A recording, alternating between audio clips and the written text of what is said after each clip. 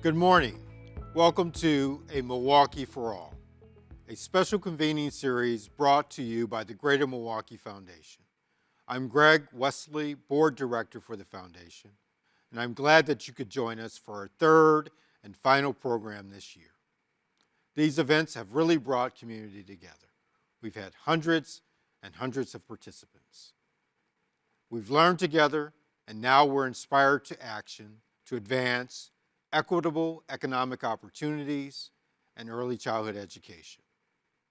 A common thread in those topics requires GMF to approach its work differently. We call it Reimagining Philanthropy, and today that's our focus. With your help, we'll take a closer look at how bold philanthropy can be a catalyst for transforming communities. For over a century, our donors' generosity has brought vitality to our region and made a difference in countless lives. At the same time, philanthropy overall has not done enough to create lasting change, nor to dismantle the systemic racism that prevents our whole community from thriving. Today, the Foundation is building on that strong history of partnership with its donors and community stakeholders in a new era of philanthropy that is more inclusive, collaborative, anti-racist, and impactful. Philanthropy goes beyond charitable giving and the donor relationship, we believe. It also involves listening and engaging with community, shared leadership, a bigger tent, and a seat at the table where everyone's time, talent, and treasures contribute to solutions. Reimagining philanthropy to advance racial equity and build a Milwaukee for all can take many forms. A few examples of the Foundation working differently. Impact investing, which means putting more of GMF's assets to work in ways that bring social and financial return while taking on some risk. Taking on a larger advocacy role for such priorities as early childhood education, funding, and policy. And a near and dear example, which is the Thrive on Collaboration, a community-centered, place-based collaboration where GMF, the Medical College of Wisconsin, and the Rural Capital Group are seeking to achieve equitable, healthy, thriving communities for all of Milwaukee. We've taken a strong step forward toward reimagining philanthropy, and our featured guest today is going to propel our thinking even further. We're incredibly fortunate to have Darren Walker, president of the Ford Foundation, with us today for a frank and meaningful dialogue about the role philanthropy needs to play in a just and equitable society. The Ford Foundation is dedicated to reducing poverty and injustice, promoting international cooperation, and advancing human achievement. As stewards of a $16 billion endowment, the Foundation is capable of profound investment to advance social justice. Walker's book, From Generosity to Justice, A New Gospel of Wealth, describes philanthropy as the transformational tool for achieving meaningful and equitable change. In our featured dialogue today, Darren will join Greater Milwaukee Foundation President and CEO Ellen Gilligan to explore a bold new vision for philanthropy aimed at social justice, a discussion about the values that we share in advancing racial equity, and embracing the discomfort of change. Now that I've outlined what today's discussion will be, I'm pleased to turn over the program to Ellen Gilligan, President and CEO of the Greater Milwaukee Foundation. Wow, I am so excited to be connected with everyone who's leaning in with us today for this incredibly important program. You are proving that the Greater Milwaukee Foundation is how Milwaukee works together, and you are giving me great hope as we approach a new year, that we have the will and momentum needed to dismantle racist systems and build a Milwaukee for all. Thank you, Greg, for the fabulous welcome, as well as your tremendous leadership on the Foundation board and your wholehearted commitment and leadership to our Thrive On collaboration, and for setting the stage perfectly for the critical discussion we're about to have. As Greg said earlier, reimagining philanthropy is at the heart of the Foundation's strategic vision. Among our community foundation peers nationally, we are leading in many regards, including our recentering communities by sharing power and amplifying community voice. Our focus on changing unfair systems, and most of all, our North Star of racial equity and inclusion guiding all of our work. But in order to lead, we must continue to learn and take action, as we've been doing. And so I am so thrilled that my friend and colleague, Darren Walker, is here today to elevate our collective knowledge and to inspire us.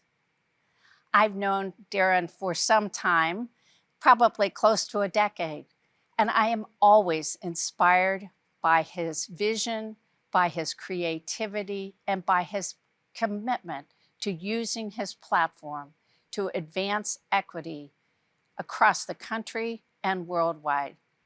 So welcome, Darren. Let's make the most of this time together. I know we both view philanthropy as an incredible tool for driving racial equity and social justice.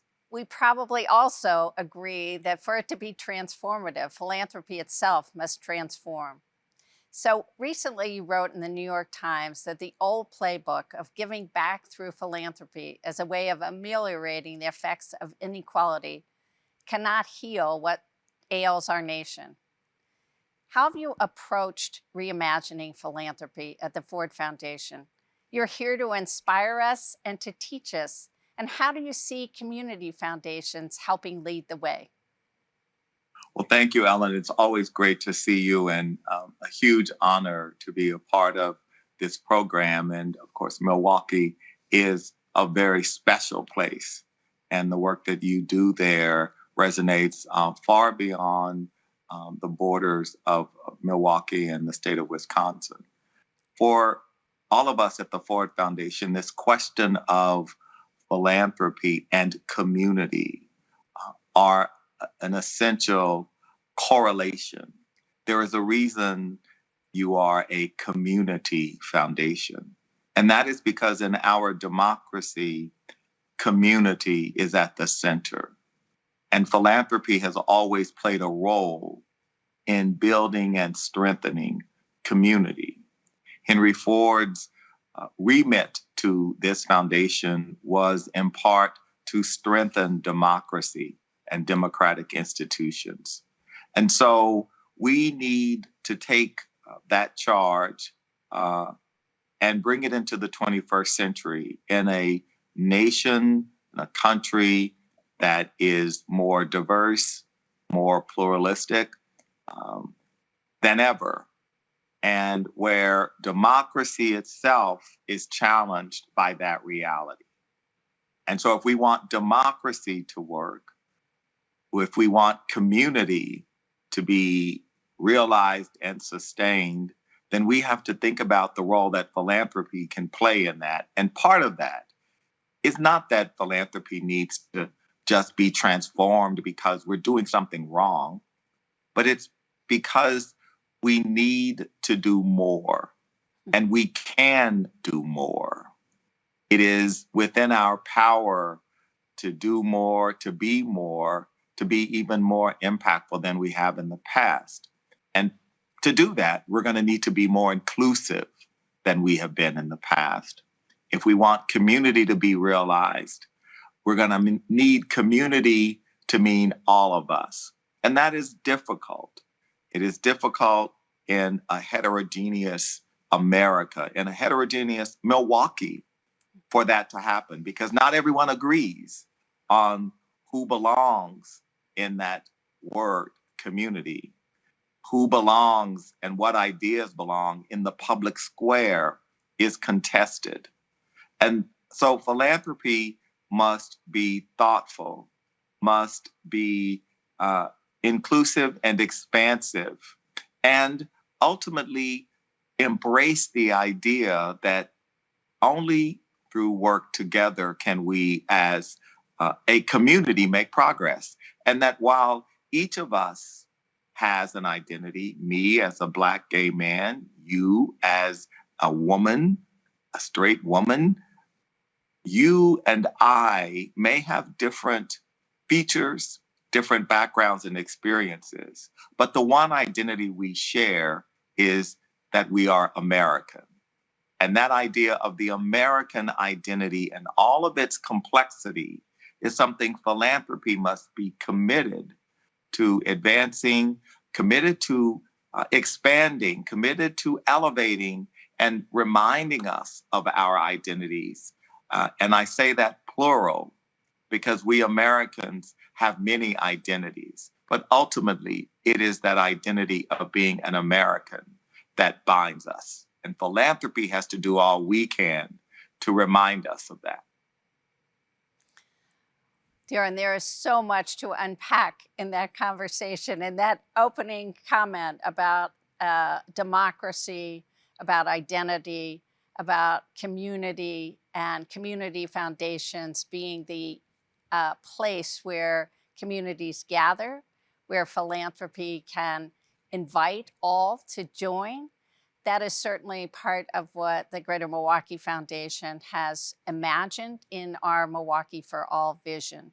The recentering of community, the reimagining of philanthropy by inviting not only wealthy white philanthropists to the table, but all of Milwaukee to reimagine a Milwaukee for all. So I wanted to chat with you about our commitment at the Greater Milwaukee Foundation about racial equity and inclusion as our North Star.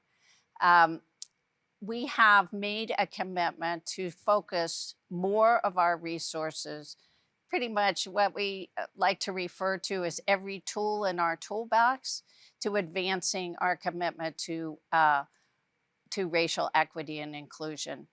And we find that the disparities that we are trying to address are much more deeply embedded in the systems that we are trying to now address. You have talked about the inequity with regard to availability of internet access, but I want to talk about, or I'd like to hear you talk about the incentives that for people in positions of power that perpetuate the kinds of systems that we are now trying to address and dismantle. I think, Ellen, one of the real challenges is for people like you and me and other privileged people to come to grips with the fact that we have systems and structures and cultural norms and practices, community standards that have been designed in some ways to get us the outcomes we've got. And that's very hard for successful people because we who are successful in this country would like to believe that the systems and structures that actually propelled us forward, that those structures are not inherently unfair or unbiased or biased or do harm to some of us, when that is in fact true. And that's what's so difficult because we love our country. We believe in capitalism. We believe in the system that has helped make us successful.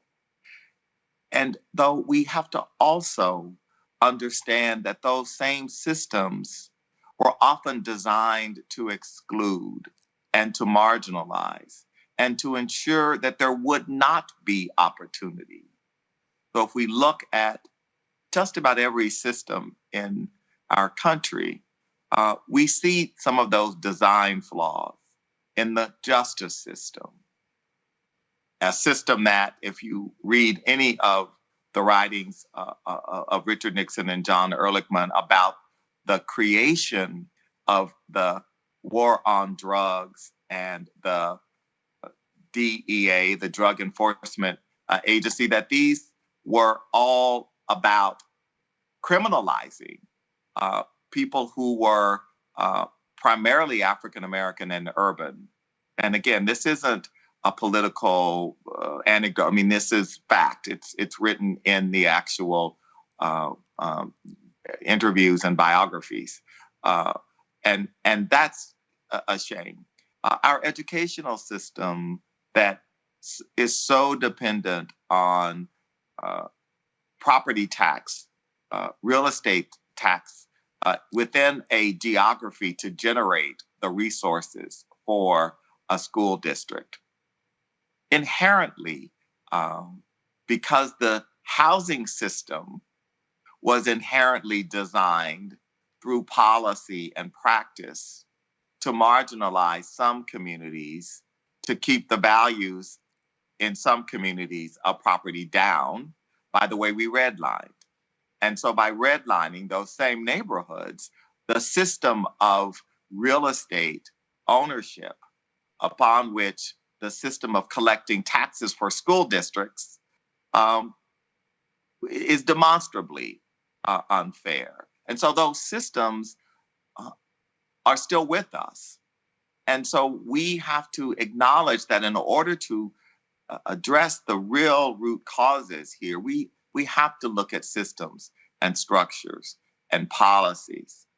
And that is very difficult to the individual philanthropist who is my friend who works to support and underwrite a charter school, said to me, Darren, I don't have time to fix New York City public schools, but I am going to work on a charter school with 300 Black and brown boys and girls in Brooklyn. That's what I can do because the system overwhelms me, and trying to fix it, thinking about it, overwhelms me. And I understand why, and I am grateful that he has made that kind of commitment to see these kids through university, and he is paying for much of that education.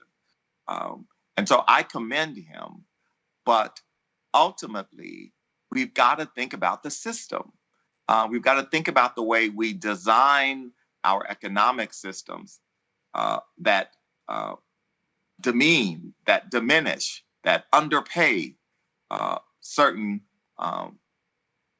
labor capital, if you will, so certain people, certain communities, certain populations. Why are they underpaid? And it's not just about a lack of education. There are other reasons why they are underpaid. And there are reasons why those of us who do well also do well and are in a system of really economic inequality. So I think philanthropy, Ellen, has a role to play, not in becoming political, but absolutely in engaging in policy and engaging in the naming and framing, surfacing of difficult conversations like racial justice and equity that are very hard to have. It is very hard to talk about racial equity. It's hard for African Americans, immigrants, people of color, and it's hard for white Americans.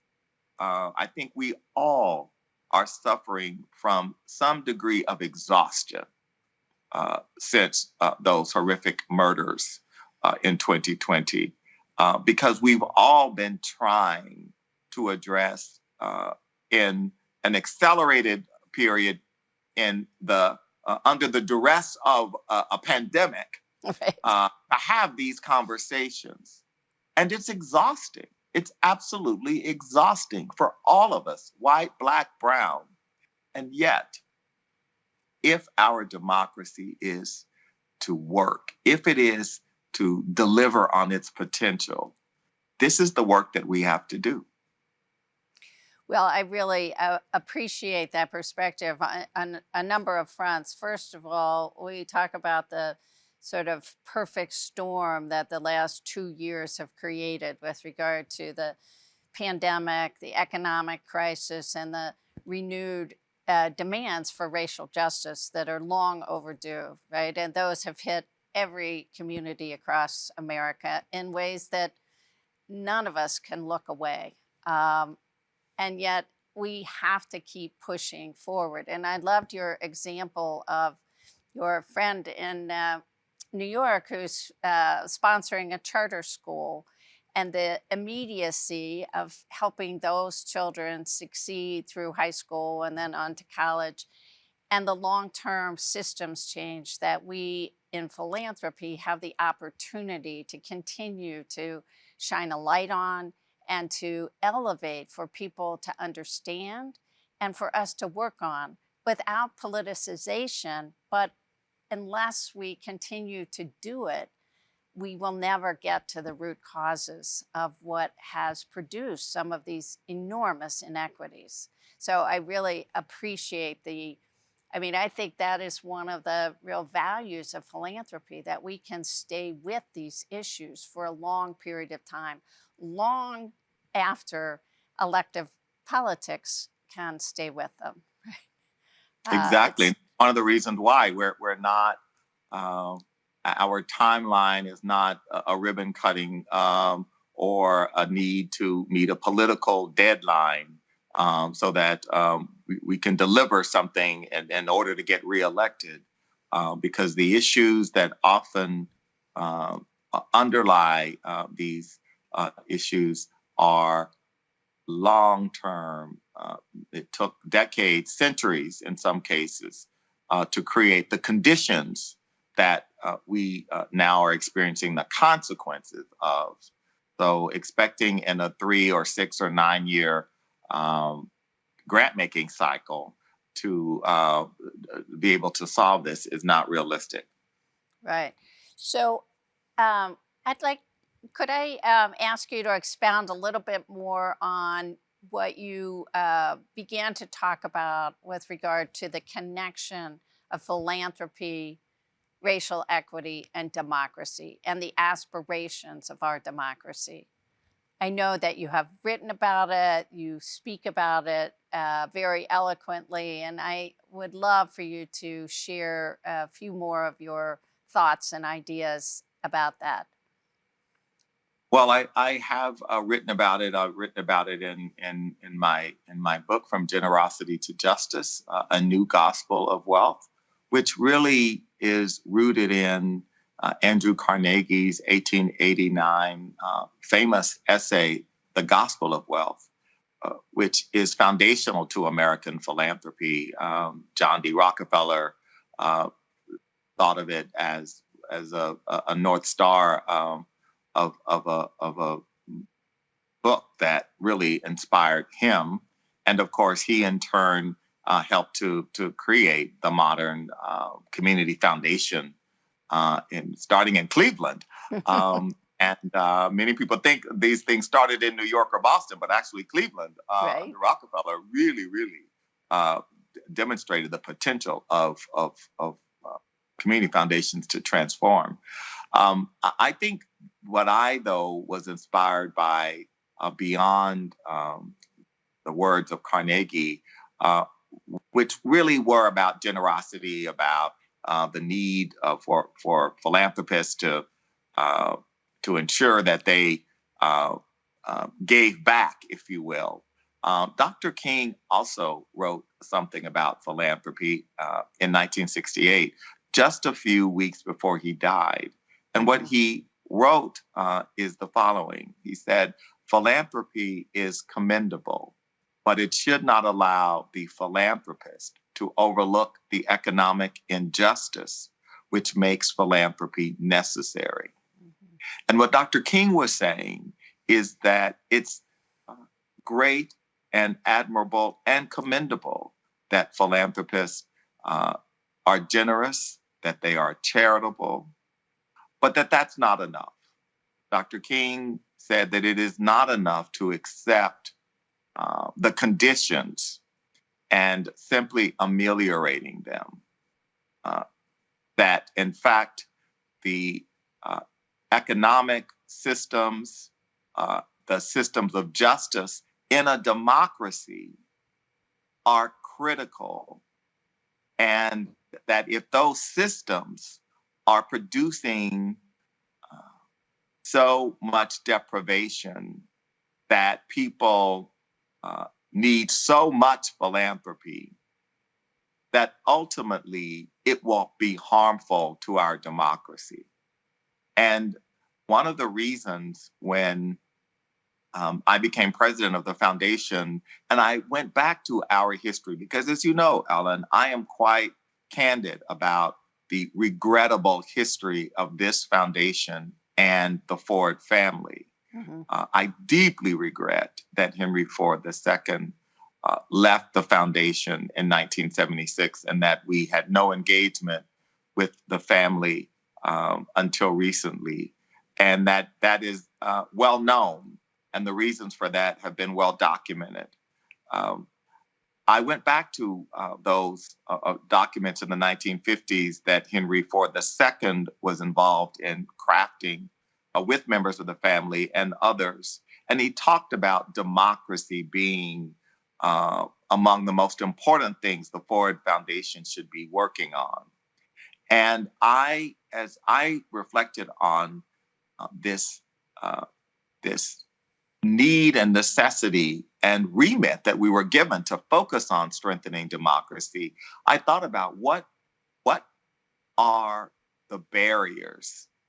What are the threats to our aspiration to have a vibrant, thriving democracy?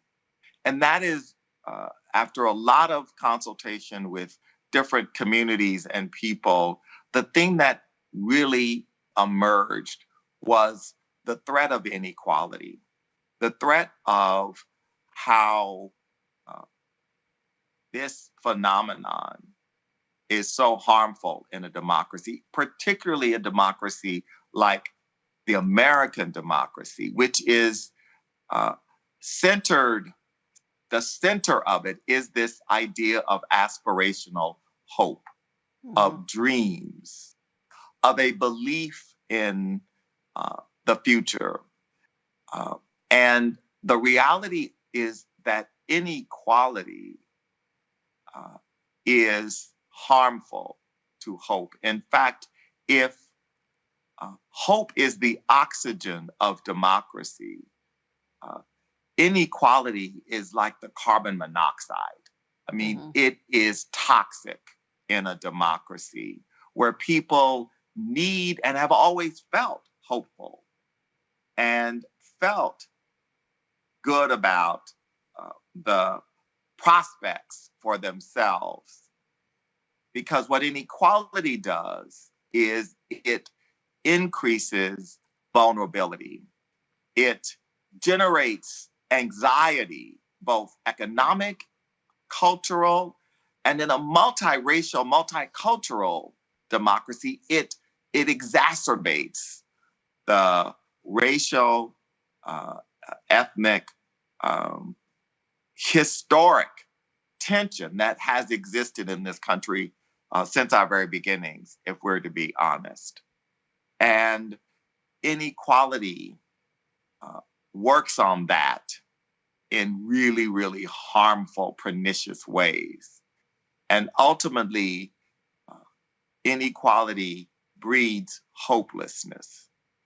And a hopeless America, a hopeless society, will do things that do not seem rational, that do not make sense, particularly to those of us who have the privilege of living with hope, right, who have benefited over these past 2 years. The irony, Ellen, when so many Americans have lost ground, the fact that so many of us who were privileged to have assets, to have an apartment in New York, to have a second home, to have money invested in the stock market. For anybody who is in that category, the small category of us who are in that category, from an economic standpoint, this has been a boom. I Right. mean, this been if you open just your passive index fund returns of the last 2 years, it's mind-boggling Hmm. just how well we have done. So we live with hope. We live with assets that are greater than they were 2 years ago. We're not worried about losing our job and not being able to pay for the education, college education of our kids, like so many people in the greater Milwaukee community are. Right. And so some of the things that those people might do that seem absolutely irrational to people like you and me are totally rational if you understand where they are in society and how they feel, how much hope they have left in their reservoir. It allows us to understand uh, some dimensions of what troubles us about what we're seeing in society today. And it also, for those of us who are privileged, ought to give us some um, sense of urgency uh, and some sense of what we may need to give up, not just give back, but to give up if we truly want this country to succeed. Absolutely. The the growth in inequality is shocking. And just as you said, those of us with privilege have done very well over the last 2 years, while so many people have been mired in hopelessness and despair. And it is divisive, and it takes the breath out of all of us and out of our democracy. So I'm going to continue on that vein for a moment and say and sort of state the obvious here that um, change is uncomfortable. You talked about not just giving back, but what we're prepared to give up. But it's also all around us. You just named, multiple things that have changed in our society over the last 2 years. Our economy has changed. Our communities have changed, some for the better, have really slipped into despair and dysfunction. And as we redefine what philanthropy means, as we move from generosity, as you said, to social justice, that change is going to require us all to get uncomfortable and to really look inside ourselves about what we're really willing to give up. And what we, especially, I'll just point to myself, what white philanthropists have to gain from embracing that discomfort. Um, what do you think we inspire us, Darren, as you do so well, about what we I don't know if I'm going have to to. gain You know, as philanthropists and as those who benefit from the structural inequality in our communities? What do we have to gain from looking at things differently, from giving things up, from the power and resources that we have um, before us to use differently, to create this sense of urgency that you talk about really addressing these disparities in our community? well, I think that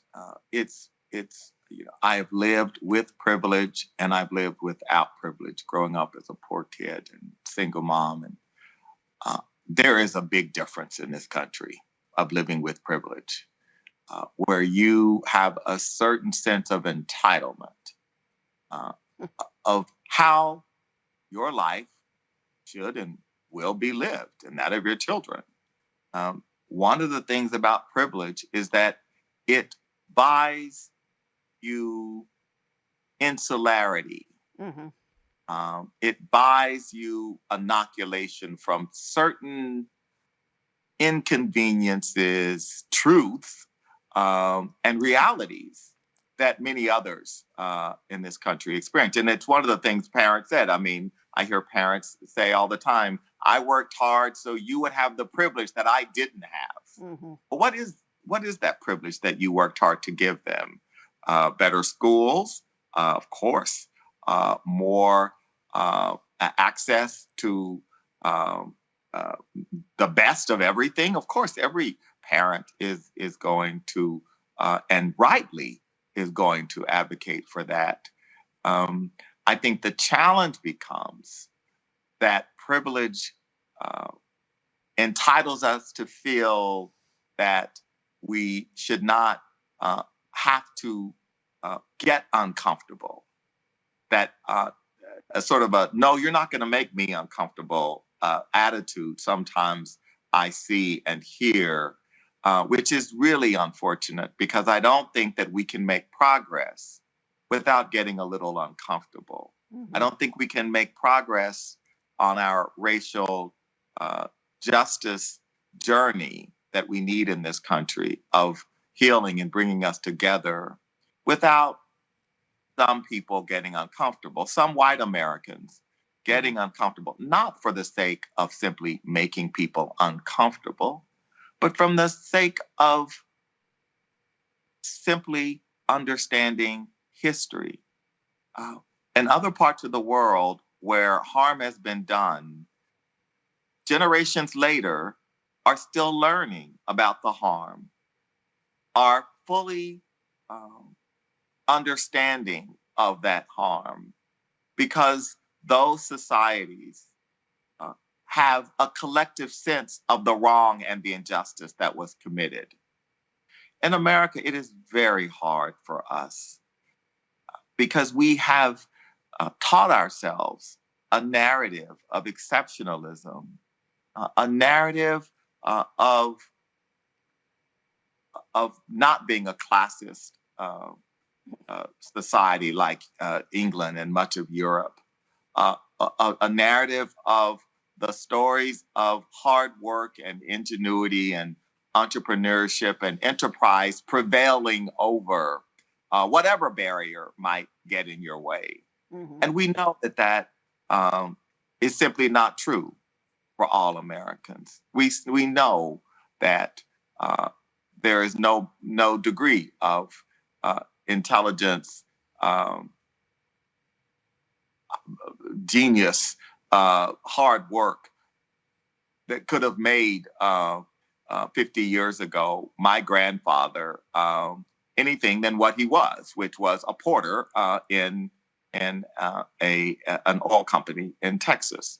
But today, we'd like to believe that is different and that we have, for the most part, emerged from that history and looking forward, which is often what people say. But often people want to look forward because looking back is inconsistent with the narrative that we've told ourselves. And I just think we have to be comfortable engaging in that, not wallowing in it, not making you feel bad. Although I will say I'm intrigued sometimes when people say things like, I don't want my children to feel bad about something that happened 100 years ago. This isn't about the idea of teaching history, for example, is not about making any of us feel bad. It's about making us feel informed. Right. And the fact that someone might feel bad about something, I would hope is a sign of an empathetic society, not a society that feels that it shouldn't have the inconvenience of feeling bad, but that when confronted with history, that some sense of empathy is what we hear first. Right. Not a sense of how dare you make me feel bad. And so that is one of the confounding things in the discourse around how we understand our history that I have found most disquieting. I do think that we have work to do getting uncomfortable. We're not going to make progress simply feeling good and buying the narratives without any critical reflection of those narratives and how those narratives have been the narratives for certain of us, but not all of us. It's time for the narrative of the American dream to be realized for all of us. Absolutely. Absolutely. So well said. Thank you. I'd like to just touch on the but for and the innovation that philanthropy can present, right? The opportunity. You have certainly demonstrated it at the Ford Foundation with regard to how you have innovated in philanthropy, the monetizing of your assets and encouraging other national foundations to do it. We have done it in our own way, in our own community with impact investing, not being where others are, but going where others won't go. And the use of resources in new ways, in small businesses, et cetera. So I'd like to just hear you say a little bit more about the opportunity that community foundations and that philanthropy have about risk-taking and innovation. Sure. Ellen, I think philanthropy is in a position to do tremendous things, to undertake extraordinary innovation, given our asset base, given our missions, our charters, and given who we were founded by. We were founded by men and women who were the greatest entrepreneurs, innovators this planet has ever seen. And sometimes I worry that as the years go on and we become legacy and heritage institutions, that our boards become more focused on preservation rather than innovation. And I understand that because we're fiduciaries and we have a responsibility as fiduciaries, but that can often become the North Star, preservation. Mm-hmm. And again, this is typical of you talk to any CEO or board member or of a nonprofit or of a major public company. Right.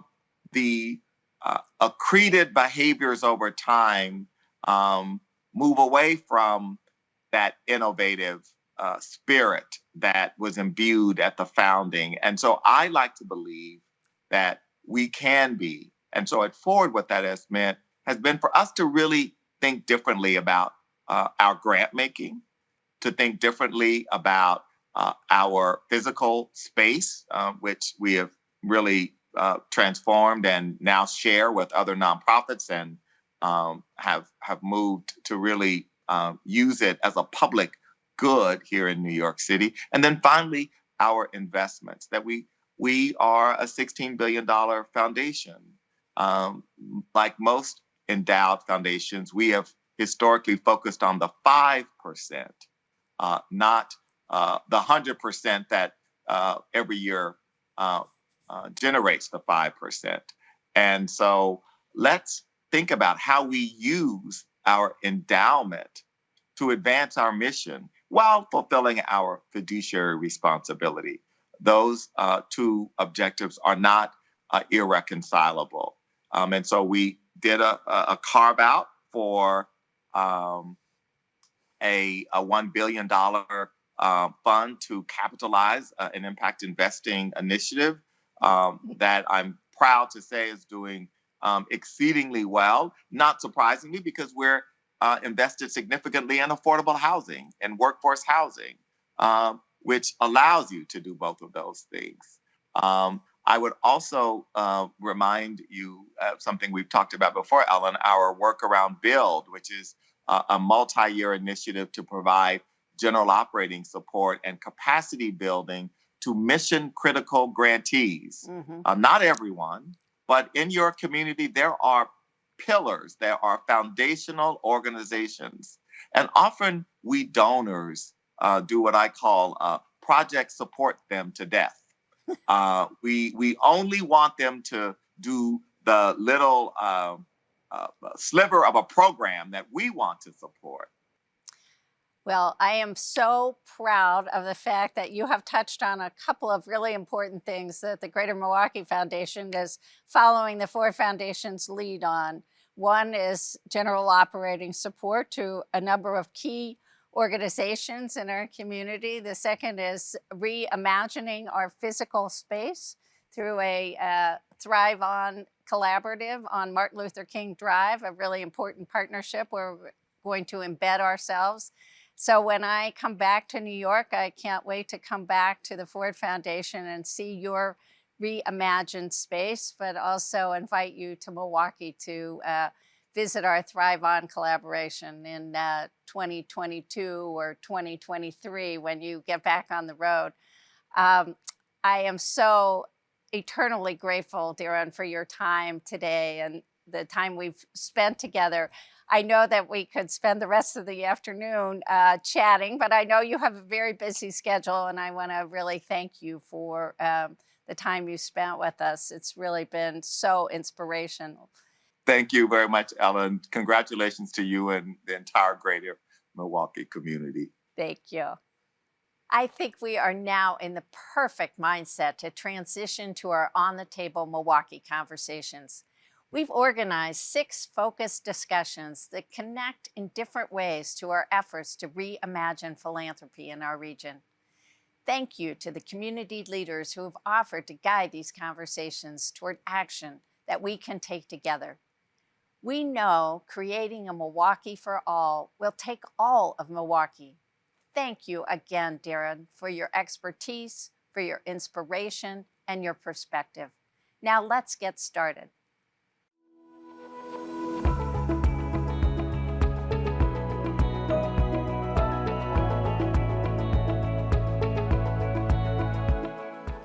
Thank you to everyone who shared an idea, an opinion, or information during one of our On the Table Milwaukee conversations today.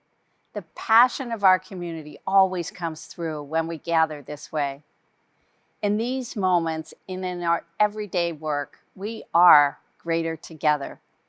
For the final portion of our program, I'm excited to have some very close friends of the Foundation join me to reflect on our opportunity to build a Milwaukee for all, each as a change maker who gives generously to our community in any number of ways and has for many years.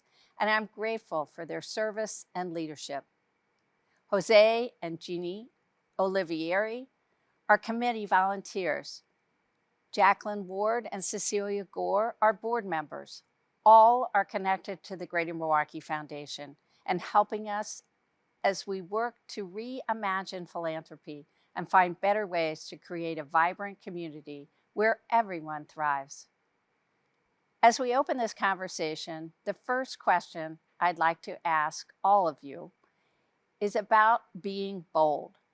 So I'd like to start with you, Cecilia. What bold ideas or learning are you taking away from Darren Walker's insights or from perspectives you've gained through your work with the Foundation? Well, let me start off by thanking you, Ellen, for your leadership and the opportunity to be involved with the Greater Milwaukee Foundation. That's a tough question. You know, we have ideas about being bold, and then you share those ideas, and people say that that's nothing.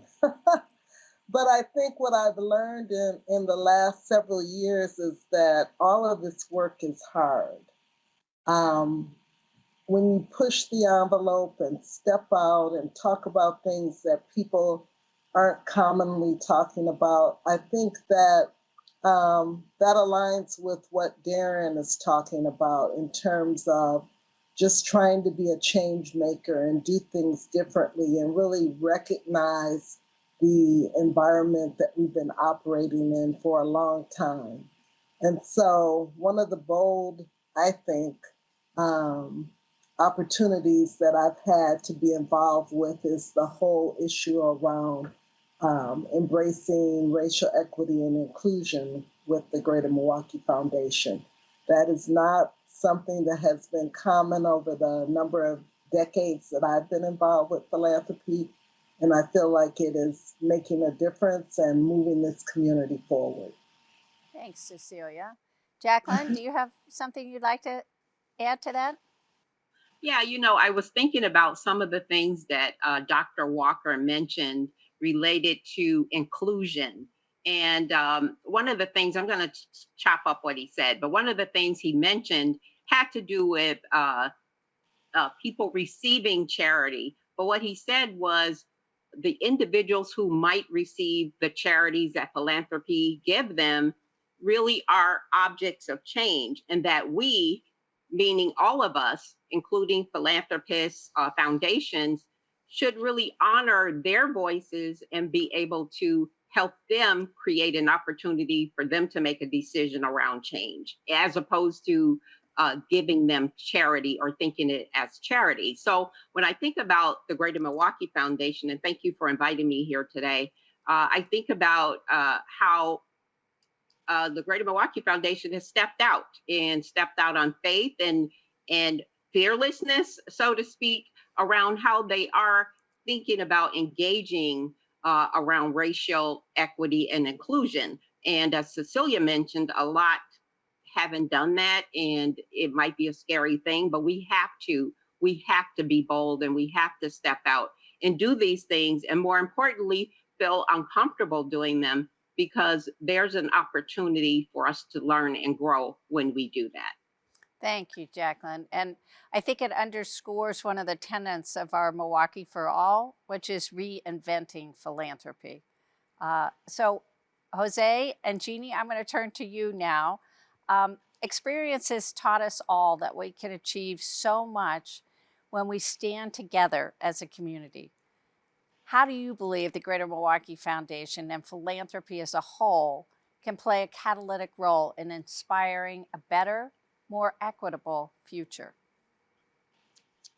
Well, I think a couple of things. I think one of the things that the foundation has already done, which I think is critical, is making the issue of equality a central theme of what the foundation is asking people to talk about, gather, meet, and talk about.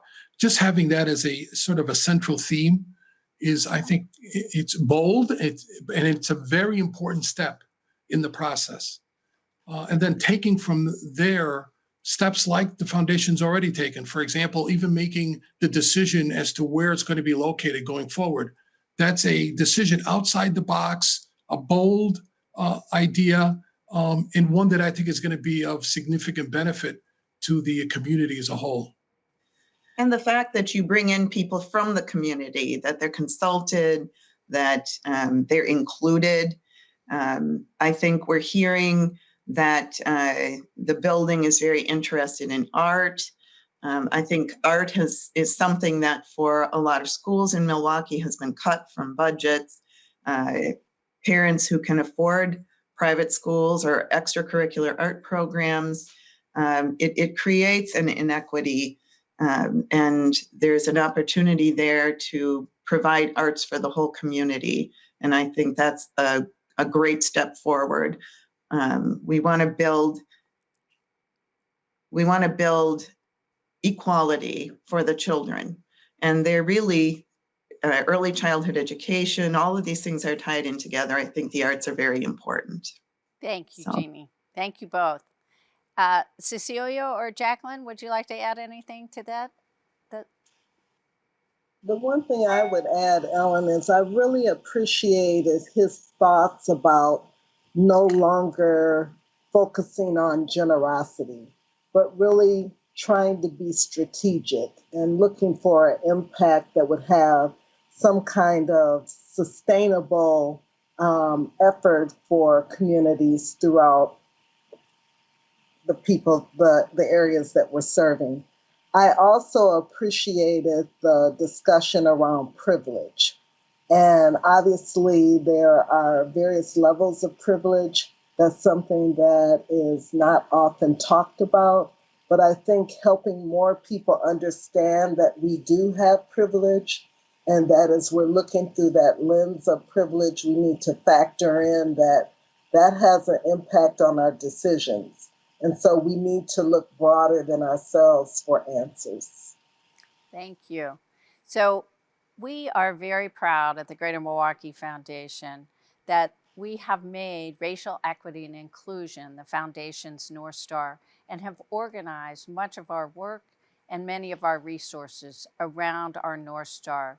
So what does moving from, as you touched on, a lens of generosity to justice in philanthropy mean to you, Jacqueline? So that's a very deep question related to how we begin to think about people and the assets that they bring to the table.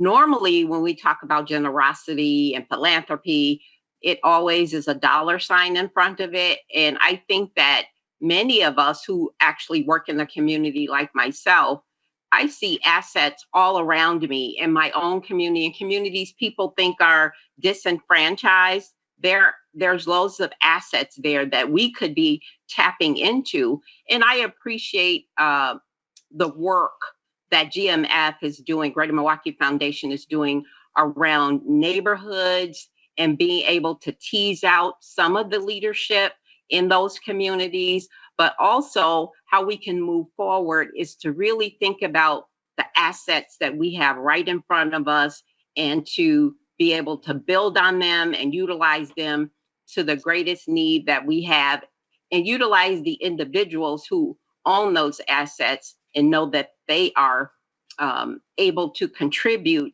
in many, many ways. One of the things Dr. Walker talked about in one of his pieces had to do with privilege that Cecilia mentioned earlier.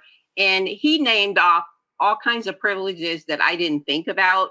He talked about him being able to not have any visible signs of disability, which, you know, it's a conversation, but that kind of thing. So we all have opportunities to garner privilege, but equity, justice, equality, all of those things come with thought-provoking thinking and conversations and addressing the need that we all have assets to provide to the community. Thank you. And I think you touched on, and all of you have touched on a really important aspect of one of our three pillars, which is recentering communities and recentering community voice in the decisions we make and in bringing the community into the work that we're doing. Each one of you talked about the importance of that and embedding the foundation in our new home. So I want to thank you all for your thoughtful and open conversations and responses. This has been such an inspiring close to our program. So thank you all very much. Really appreciate your participation and your thoughtful comments, and of course, your commitment to our work together. Really can't thank you enough. Thank you. Thank you. Thank you. With the help of the change makers in this group and that of our donors and other volunteer leaders, 2022 will be a year to remember for the Foundation and for Greater Milwaukee. We look forward to continuing our promise to recenter communities, remake systems, and reimagine philanthropy in our bold pursuit of change. To everyone who joined us this morning, we are greater for your ideas, your expertise, and your commitment to a brighter future. A Milwaukee for All is within reach because of you. Very soon, you'll be receiving ideas from the Foundation on how you can learn more, invest more, and do more to have a positive impact. Please watch your inbox. Until then, I hope all who celebrate have a joyous holiday and a happy and healthy new year. Thank you.